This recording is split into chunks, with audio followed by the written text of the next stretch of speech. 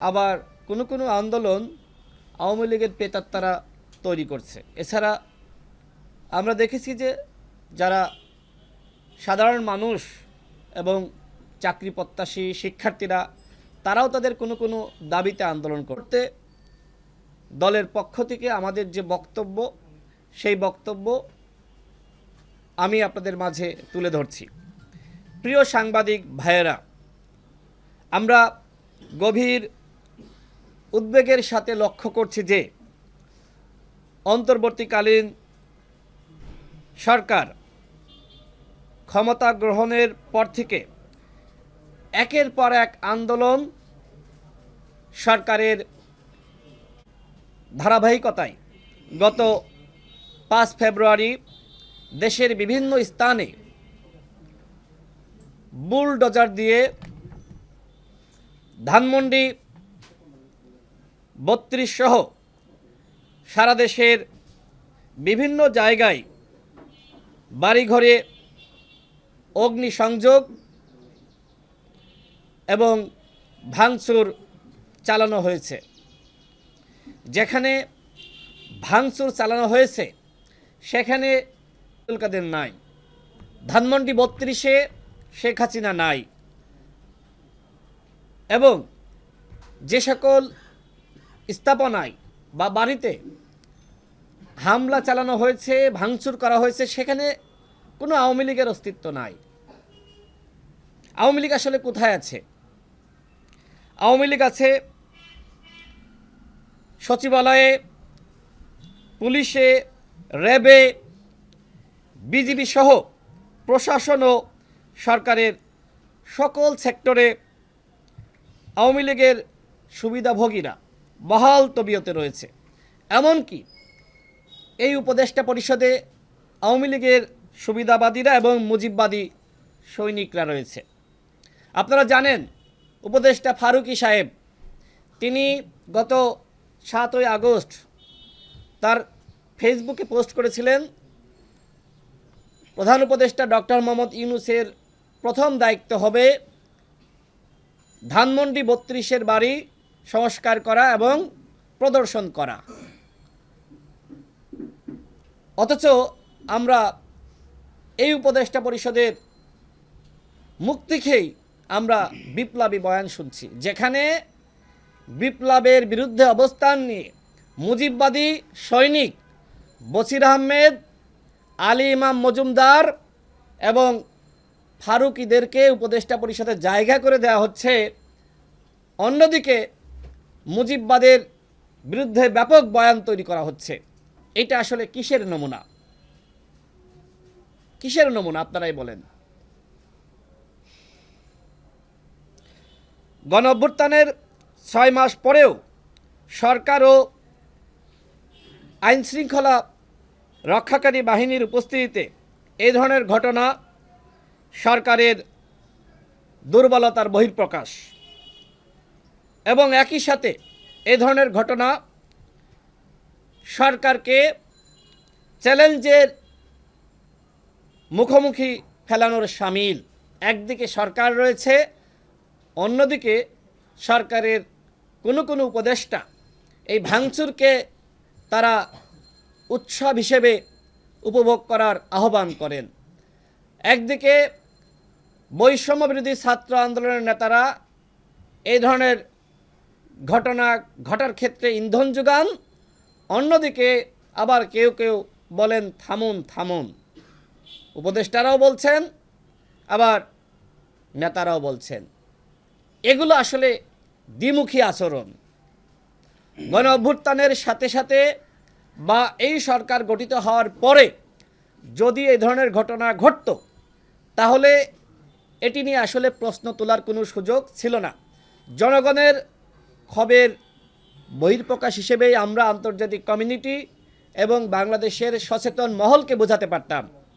কিন্তু যেহেতু সরকার গঠিত হওয়ার 6 মাস পরে এই ধরনের ঘটনা সরকারের একটি পক্ষের প্রত্যক্ষ ইন্ধনে ঘটেছে, এই ঘটনা আমরা মনে করি সরকারের স্থিতিশীলতা নষ্ট করবে এবং একই সাথে নানান ধরনের ষড়যন্ত্র কিন্তু আমরা দেখব যে উস্কে যাচ্ছে, অনেকেই উস্কানি দেওয়ার সুযোগ পাবে।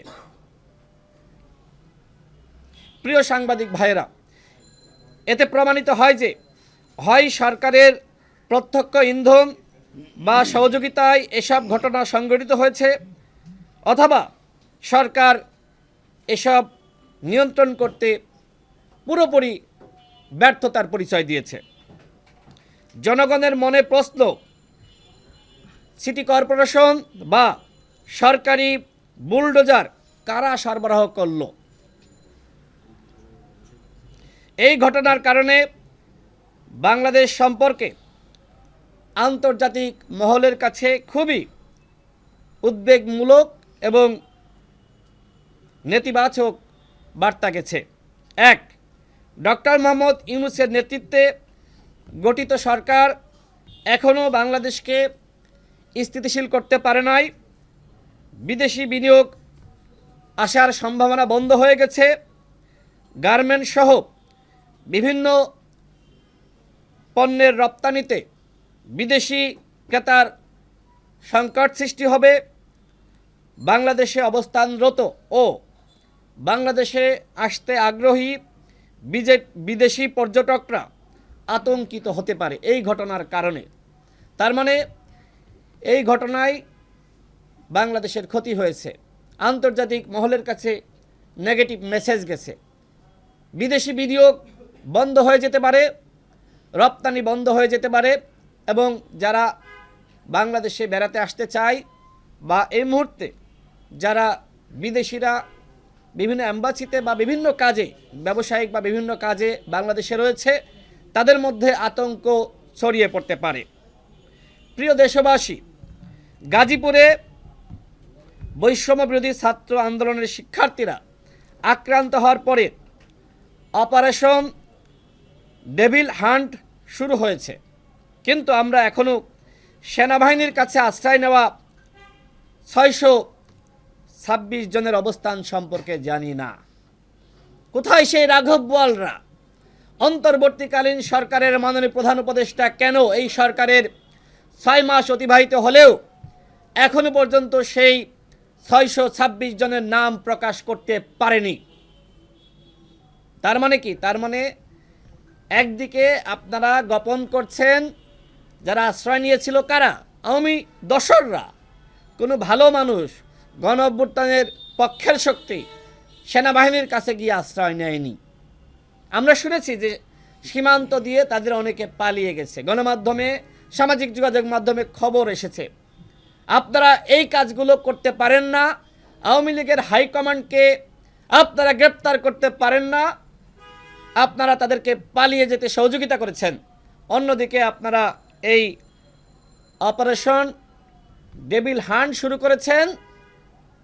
সমস্ত শেখ পরিবারের সুবিধাভোগী, শেখ পরিবারের সদস্যরা, আওয়ামী লীগের হাইকমান্ডের সদস্যরা পালিয়ে যাওয়ার পরে। তার মানে কি? তার মানে ডেভিল পালিয়ে যাওয়ার পরে আপনারা হান্ট শুরু করেছেন। এটা আসলে নাটক, জনগণকে আইওয়াশ করা।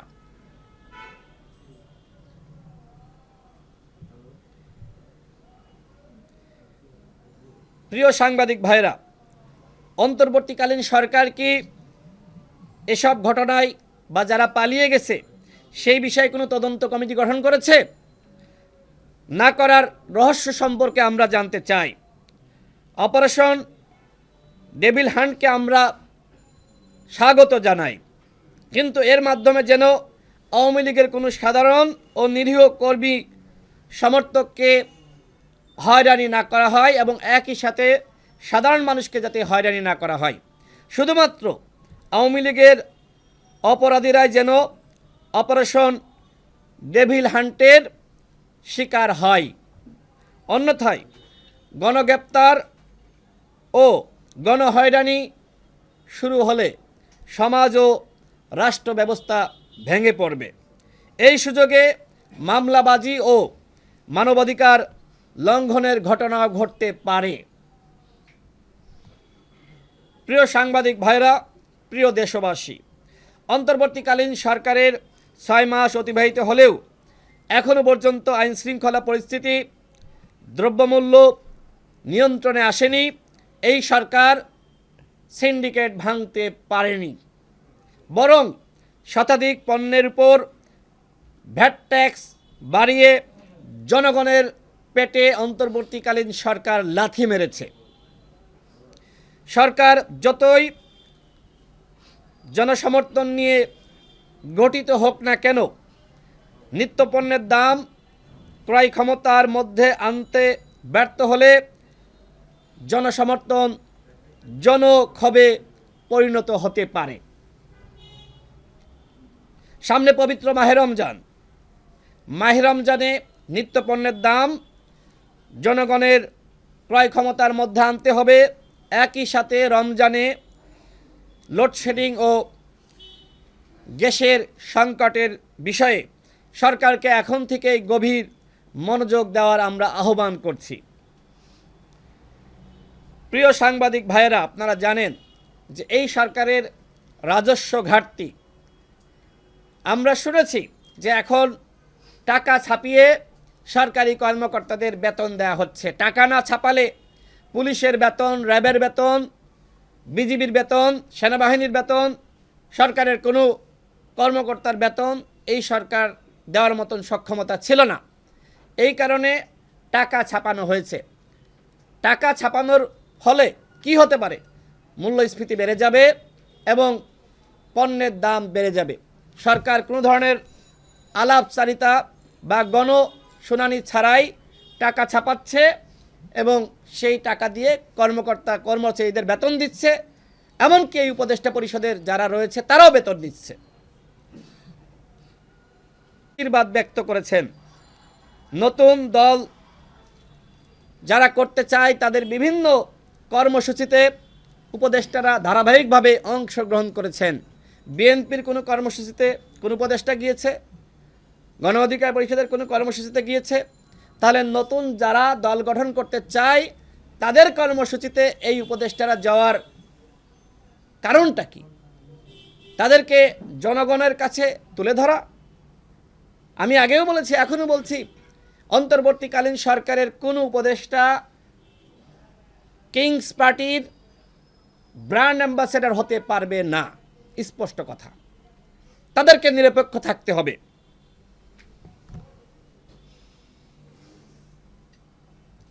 এবং এই যে কর্মসূচিতে তারা অংশগ্রহণ করছে, এটা কিন্তু বিতর্কের সৃষ্টি করছে এবং তাদের নিরপেক্ষতা আজকে প্রশ্নের মুখোমুখি করছে। এজন্যই বিভিন্ন জায়গা থেকে আগামী নির্বাচন নতুন তত্ত্বাবধায়ক সরকারে অনুষ্ঠিত করার দাবি উঠছে। আমরা সরকারকে বলবো, গণ অভ্যুত্থানের এই দেশের সকল শক্তি, রাজনৈতিক শক্তি, সামাজিক সাংস্কৃতিক শক্তি গণ অভ্যুত্থানে অংশগ্রহণ করেছে। কোনো একটি অংশের কাছে আপন হতে গিয়ে বাকিদের কাছে আপনারা বিরাগ ভাজনের শিকার হবেন না। আপনারা সবার সাথে আপনাদের আচরণে নিরপেক্ষতা, সাম্যতা এবং সমতা থাকতে হবে। নতুন যারা দল গঠন করতে চায় আমরা তাদেরকে সাধুবাদ এবং স্বাগত জানাই। গণ অভ্যুত্থানের আগে যে সংবিধান ছিল সেখানে উল্লেখ করা ছিল যে কোনো নাগরিক বা সংগঠন তারা চাইলে রাজনীতি করতে পারবে, স্বাধীনভাবে সভা সমাবেশ করতে পারবে এবং দল গঠন করতে পারবে। আমরা নতুন দলকে স্বাগত জানাই। তবে এই উপদেষ্টাদের পৃষ্ঠপোষকতায়, সহযোগিতায়, আশীর্বাদে নতুন কোনো দল গঠিত হলে এই উপদেষ্টারা নিজেদের বর্তমান অবস্থা এবং আস্থা ভরসা জনগণের কাছে হারাবে। প্রিয় দেশবাসী, গণ অধিকার পরিষদের পক্ষ থেকে গণহত্যায় অভিযুক্ত হিসেবে আওয়ামী লীগকে নিষিদ্ধ করা, গণহত্যার বিচার ও গণহত্যাকারীদের গ্রেপ্তারের দাবিতে গত 5 ফেব্রুয়ারি 64 জেলায় ডিসির মাধ্যমে মাননীয় প্রধান উপদেষ্টা বরাবর আমরা স্মারকলিপি প্রদান করেছি। শীঘ্রই কেন্দ্রীয়ভাবে মাননীয় প্রধান উপদেষ্টার সাথে দেখা করে আমরা গণহত্যার বিচার, গণহত্যাকারীদের গ্রেপ্তার এবং আওয়ামী লীগকে নিষিদ্ধের দাবিতে মাননীয় প্রধান উপদেষ্টার কাছে গণ অধিকার পরিষদের স্মারক লিপি আমরা তুলে দিব। ৭১-এর পরে আওয়ামী লীগ একবার শেখ মুজিবের নেতৃত্বে গণহত্যা চালিয়েছে এবং পরবর্তীতে শেখ হাসিনা হাতে তসবি নিয়ে মাথা হিজাব করে জনগণের কাছে ক্ষমা চেয়ে রাজনীতিতে পুনর্বাসিত হয় এবং ক্ষমতার ধারাবাহিকতায় ২৪ সালে তারা গণহত্যা দ্বিতীয়বারের মতন চালিয়েছে। এদেশের জনগণ চায় না আওয়ামী লীগ তৃতীয়বারের মতন গণহত্যার সুযোগ পাক। প্রিয় দেশবাসী, গণ অধিকার পরিষদ শুরু থেকেই গণহত্যার বিচারে কঠোর প্রতিবাদ জানিয়ে আসছে। এরই ধারাবাহিকতায় আগামী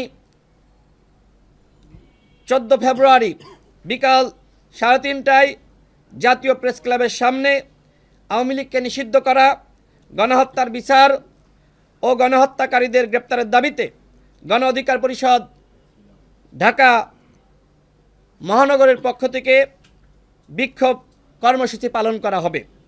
এছাড়া জনগণকে গণহত্যার বিচারে আরও বেশি সোচ্চার এবং সম্পৃক্ত করতে দেশব্যাপী আগামী 12 ফেব্রুয়ারি থেকে 18 ফেব্রুয়ারি পর্যন্ত লিফলেট বিতরণ এবং গণসংযোগ কর্মসূচি সারা দেশে পালন করা হবে। এছাড়া 19 ফেব্রুয়ারি জেলায় জেলায় অর্থাৎ 64 জেলায় 5 দফা দাবিতে বিক্ষোভ সমাবেশ পালন করা হবে। আমরা গত সংবাদ সম্মেলনে 5 দফা আমরা আপনাদেরকে শুনিয়েছি, আজকেও জাস্ট একবার আপনাদেরকে মনে করিয়ে দিই। 1 নম্বর দাবি হলো জুলাই আগস্টের বৈষম্য বিরোধী ছাত্র আন্দোলন সহ বিগত 16 বছরের গণতান্ত্রিক আন্দোলনে আহত, ক্ষতিগ্রস্ত ও শহীদদের সঠিক তালিকা তৈরি করতে হবে, তাদের ক্ষতিপূরণ দিতে হবে ও যথাযথ চিকিৎসা এবং পুনর্বাসনের ব্যবস্থা করতে হবে। 2 নম্বর দাবি হলো জুলাই গণহত্যায় জড়িত বিদেশে পলাতক গণহত্যার মাস্টারমাইন্ড শেখ হাসিনা, ওবায়দুল কাদের সহ যারা পালিয়ে গেছে তাদেরকে ভারত থেকে ফিরিয়ে এনে বিচারের মুখোমুখি করতে হবে এবং বিচারিক প্রক্রিয়ায় গণহত্যার সাথে যারা জড়িত ছিল তাদের রাজনীতি এবং তাদের সংগঠন আওয়ামী লীগকে নিষিদ্ধ করার পদক্ষেপ গ্রহণ করতে হবে। এরই নিমিত্তে নতুন আইন তৈরি করতে হবে এবং সেই আইনে গণহত্যার বিচারের পরে যারা সেই বিচারে দোষী সাব্যস্ত হবে তাদের সেই সংগঠনকে নিষিদ্ধ করার বিধান সেখানে রাখতে হবে। আমরা দেখেছি যে আন্তর্জাতিক অপরাধ ট্রাইব্যুনাল গঠিত হয়েছে। আগে বলা হয়েছিল যে খসড়া আইন, খসড়া বিধি, সেখানে বলা হয়েছিল যে সংগঠনের বিচারের বিধান তারা রাখবে, কিন্তু রাখেনি। আমরা নতুন করে আইন সংযুক্ত করার আহ্বান করছি এবং আওয়ামী লীগকে নিষিদ্ধ করতে হবে। আওয়ামী লীগ যে গণহত্যা চালিয়েছে বাংলার জমিনে, এই আওয়ামী লীগ দলটি আর থাকতে পারে না। অবশ্যই আওয়ামী লীগকে নিষিদ্ধ করা হবে। গণ অধিকার পরিষদ কখনো এ বিষয়ে আপোষ করবে না। গণ অধিকার পরিষদ শুরু থেকেই বলে আসছে যে আওয়ামী লীগকে আমরা তৃতীয়বার গণহত্যা চালানোর সুযোগ দিব না। 3 নম্বর দাবি, ফ্যাসিবাদের আমলে উন্নয়নের নামে লুটপাট, অর্থ পাচারে যারা জড়িত ছিল তাদের গ্রেপ্তার ও বিচার নিশ্চিত করতে হবে। আমি একই সাথে যুক্ত করি 14 সালে, 18 সালে, 24 সালে যে সকল দামি এমপি, অবৈধ এমপি, ভোটচোরের এমপিরা ছিল তাদের সম্পদ বাজেয়াপ্ত করতে হবে, তাদেরকে দুদকের মাধ্যমে পাকড়াও করতে হবে। এখনো পর্যন্ত এই সরকার এই 3টি অবৈধ নির্বাচনকে আইন করে এখনো পর্যন্ত অবৈধ ঘোষণা করে নাই। যদি অবৈধ করত তাহলে কিন্তু অবশ্যই তারা বিচারের মুখোমুখি হতো। বরং আমরা দেখি দামি এমপিরা এই সকল উপদেষ্টাদের আশপাশে ঘুরে বেড়ায়, তদন্ত করেন, বের হয়ে আসবে।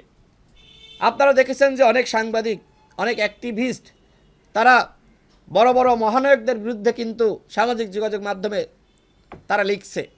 আমরা বিপ্লবী বা কোনো নায়কের বিরুদ্ধে কোনো অভিযোগ শুনতে চাই না। আমরা চাই স্বচ্ছতা, জবাবদিহিতা। আমরা চাই এই উপদেষ্টা পরিষদ আগামী 2 সপ্তাহের মধ্যে তাদের সম্পদের হিসাব জনগণের সামনে দাখিল করবে। একই সাথে আমরা শুনেছিলাম যে প্রত্যেকটা মন্ত্রণালয়ে নির্দেশ দেওয়া হয়েছে সরকারি কর্মকর্তাদের আর্থিক হিসাব জনসম্মুখে দাখিল করা হবে। এখনো পর্যন্ত সেটি দাখিল করা হয়নি। তার মানে কি? তার মানে এই সরকার যে বিপ্লবী চরিত্র ধারণ করা দরকার ছিল, সরকার সেই ক্ষেত্রে পুরোপুরি ব্যর্থ হয়েছে। এই কারণে আমাদের 4 নম্বর দাবি হলো জন আকাঙ্ক্ষার নতুন বাংলাদেশ বিনির্মাণে রাষ্ট্র সংস্কার ও জাতীয় ঐক্যমতের ভিত্তিতে কার্যকর সংস্কার নিশ্চিতে অভ্যুত্থানের অংশীজনদের নিয়ে উপদেষ্টা পরিষদ পুনর্গঠন ও নির্বাচনের রোডম্যাপ ঘোষণা করা। যেহেতু সরকার ব্যর্থতার দিকে যাচ্ছে, সরকার সব কিছু নিয়ন্ত্রণ করতে পুরোপুরি ব্যর্থ হয়েছে এবং 6 মাসে তাদের অর্জন রাষ্ট্র সংস্কারের নমুনা আমরা দেখি নাই। এই সরকারকে একমাত্র গণ অধিকার পরিষদ ব্ল্যাঙ্ক চেক দিয়েছিল, বলেছিল রাষ্ট্র সংস্কার করেন, সময়ের ব্যাপারে আমাদের মতামত নাই। কিন্তু আমরা এই 6 মাসেও রাষ্ট্র সংস্কারের কোনো পদক্ষেপ আমরা দেখি নাই, বরং জাতীয় ঐক্য সংহতি পুরোপুরি বিনষ্ট করা হয়েছে। রাজনৈতিক নেতৃত্বকে নিয়ে নানান ধরনের মন্তব্য করা হয়েছে। বলা হয়েছে এক ফ্যাসিবাদকে হটিয়েছি, আর এক ফ্যাসিবাদকে ক্ষমতায় আনবো না, নানান ধরনের অভিযোগ অনুযোগ করা হয়েছে এবং জাতীয় ঐক্য সংহতি পুরোপুরি বিনষ্ট করা হয়েছে। আমরা এখনো পর্যন্ত ডক্টর ইউনূসের উপরে আমাদের পুরোপুরি আস্থা হারাইনি, ভরসা রেখেছি। তার প্রতি আহ্বান রাখতে চাই, এই উপদেষ্টা পরিষদ থেকে মুজিববাদী সৈনিকদেরকে বিতাড়িত করতে হবে।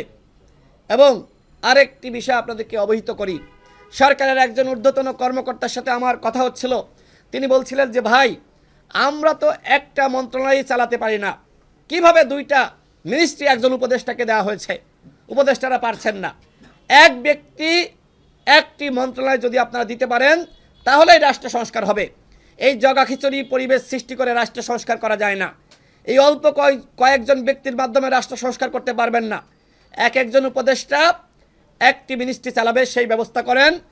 এই উপদেষ্টা পরিষদ সংস্কার করেন। যেহেতু এখন আর জাতীয় সরকার গঠন করতে পারবেন না, শুরু থেকে আমরা বলেছিলাম জাতীয় সরকারের কথা। সুতরাং অবশ্যই যদি রাষ্ট্র সংস্কার মন থেকে করতে চান, তাহলে উপদেষ্টা পরিষদের সবার আগে সংস্কার করতে হবে। বর্তমান এই অথর্ব মাজাভাঙ্গা উপদেষ্টা পরিষদের মাধ্যমে রাষ্ট্র সংস্কার সম্ভবপর নয়, স্পষ্ট কথা। আগেও বলেছি, এখনও বলছি, রাষ্ট্র সংস্কার আমরা চাই। সেই রাষ্ট্র সংস্কার করতে হলে সবার আগে উপদেষ্টা পরিষদের সংস্কার করতে হবে। আমার সর্বশেষ কথা, বিগত 16 বছরে ফ্যাসিস্ট হাসিনা রেজিমে সংগঠিত গুম খুন ও 14, 18 এবং 24 সালে ভুয়া নির্বাচনের সাথে যে সকল নির্বাচন কমিশনারগণ, সরকারি কর্মকর্তা, ডিসিএসপি জড়িত ছিল, তাদেরকে আইনের আওতায় এনে বিচার করতে হবে। কিন্তু আমরা দেখতে পাচ্ছি যে আওয়ামী লীগের তালিকার ডিসিএসপি নিয়োগ দেওয়া হয়েছে। আমরা দেখতে পাচ্ছি সরকারের প্রত্যেকটা সেক্টরে আওয়ামী লীগের পুনর্বাসন করা হয়েছে। আমরা দেখতে পাচ্ছি সেই আলী ইমাম মজুমদার যে মন্ত্রিপরিষদ সচিব এবং জনপ্রশাসন সচিব নিয়োগ দিয়েছিল, তারা আওয়ামী লীগের পুনর্বাসন করছে। আমরা এও শুনেছি যে উপদেষ্টাদের দপ্তরে যে সকল সচিব, উপসচিব, যুগ্ম সচিব, অতিরিক্ত সচিব নিয়োগ দেওয়া হচ্ছে, সে বিষয়ে উপদেষ্টাদের সাথে পর্যন্ত আলোচনা করা হচ্ছে না। ওই আলী ইমাম মজুমদার, তিনি আওয়ামী লীগের দোসর মুজিববাদী সৈনিক, তিনি যে সচিবদেরকে নিয়োগ দিয়েছিলেন, আমরা তাদের পদত্যাগের দাবি করছি। ওই সচিবরা এখন চারিদিকে সরকারের প্রত্যেকটা সেক্টরে, প্রত্যেকটা জায়গায় আজকে আওয়ামী লীগের পুনর্বাসন করছে। আপনারা একদিকে আওয়ামী লীগের পুনর্বাসন করবেন, অন্যদিকে আওয়ামী লীগের বিলোপ চাইবেন আওয়ামী ব্যবস্থার। এটি হতে পারে না বন্ধুগণ। বাংলাদেশের জনগণকে আমরা বলবো এবং একই সাথে বাংলাদেশের প্রত্যেকটা রাজনৈতিক দলকে বলবো, গণহত্যার বিষয়ে, গণহত্যার বিচারে, আওয়ামী লীগের নিষিদ্ধের বিষয়ে আপনাদের অবস্থান স্পষ্ট করুন। আমার সর্বশেষ কথা, যে সকল পুলিশ, র্যাব, বিজিবির কর্মকর্তারা ছাত্র জনতার বুকে সরাসরি গুলি চালিয়েছিল, তাদেরকে কেন এখনো পর্যন্ত গ্রেপ্তার করা হচ্ছে না? নামে মাত্র কয়েকজন পুলিশকে গ্রেপ্তার করা হয়েছে, কিন্তু এর মাধ্যমে আপনি যদি বলেন যে পুলিশ কর্মকর্তারাও অপারেশন ডেভিল হান্টের মুখোমুখি হচ্ছে না, 2000 ছাত্র জনতা শহীদ হয়েছে, যদি এর বিপরীতে একজন করেও পুলিশ, র্যাব, বিজিবির কর্মকর্তাদেরকে ধরেন, তাও সংখ্যা হয় 2000। এখনো পর্যন্ত আপনারা 200 জনকে ধরতে পারেননি। আমাদের কথা, গণহত্যার বিচারে আমরা কোনো আপোষ করব না। আমরা এই রাষ্ট্র সংস্কার চাই। আমরা আগেই বলেছিলাম, সরকার বদলের সাথে সাথে শাসন ব্যবস্থার বদল হতে হবে, রাষ্ট্র সংস্কার অবশ্যই হতে হবে। বর্তমান সাংবিধানিক কাঠামো রাষ্ট্র ব্যবস্থা রেখে কোনোভাবে এই রাষ্ট্র সংস্কার হতে পারে না। যে কারণে গণ অধিকার পরিষদ 21 সালে যখন আমরা গঠিত হই, তখন আমরা বলেছিলাম আমরা কোনো সংস্কার আন্দোলন সফল করেছি, এখন আমরা এই রাষ্ট্রের সংস্কার করতে চাই। রাষ্ট্র সংস্কারে গণ অধিকার পরিষদ শুধুমাত্র গণ অভ্যুত্থানের পর থেকেই বয়ান ছুড়ে দিয়েছে সেটি না। 2018 সাল থেকে আমরা আমাদের যে সংগ্রাম চালিয়ে গিয়েছি, 21 সালে দল গঠন করার পর থেকে আমরা বলেছি এই রাষ্ট্রের সংস্কার অবশ্যই আমরা করব। গণ অভ্যুত্থানে গণ অধিকার পরিষদের ভূমিকা সম্পর্কে আপনারা সকলে জানেন। আমাদের 11 জন শহীদ হয়েছে, আমাদের অসংখ্য সহযোদ্ধা গুলিবিদ্ধ হয়েছে। এদেশের অগণিত মানুষের রক্তের বিনিময়ে আজকের এই স্বাধীনতা কোনোভাবেই আমরা ভুলণ্ঠিত হতে দিব না। সরকারকে আমরা বলবো, আমরা এই যে সমালোচনা করছি কেন, আপনারা যাতে ভুল শুধরিয়ে নিজেদেরকে সঠিক পথে পরিচালিত করেন। যদি আপনারা এই ভুলগুলো শুধরে নিতে না পারেন, তাহলে আমি বলবো আপনাদের অবস্থা কিন্তু ফখরুদ্দিন, মঈনুদ্দিনের মতো হবে। সুতরাং সতর্ক করছি, সাবধান করছি, জনবিচ্ছিন্ন হবেন না, জনগণের মতের বিরুদ্ধে গিয়ে কোনো আইন করবেন না, কোনো কিছু করবেন না। জনগণের সাথে থাকুন। গণ অধিকার পরিষদ এই সরকারের সাথে রয়েছে, সরকারকে সহযোগিতা করতে চাই, কিন্তু আমাদের দুর্বলতার সুযোগ নিয়ে, সহযোগিতার সুযোগ নিয়ে কিংস পার্টি গঠনে মনোনিবেশ করবেন। রাষ্ট্র সংস্কারের নামে কিংস পার্টি গঠনে আপনারা নিজেদেরকে সমর্পণ করবেন, সেটি কিন্তু আমরা মানব না।